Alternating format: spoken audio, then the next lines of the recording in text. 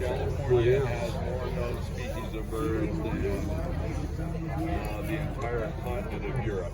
If you want to listen, they're over there. We have checklists for the preserve as well as checklists for the birds. Yes, I do. What he doesn't have, I do.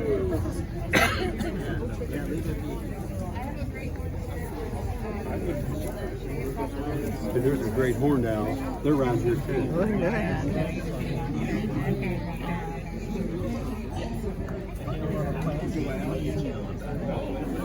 Okay, so I was asking, yeah, I'd like to see it.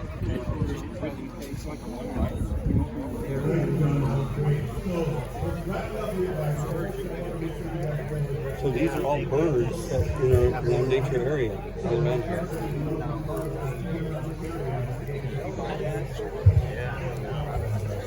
Well, that'll give us time to see the community, staff, and all the volunteers.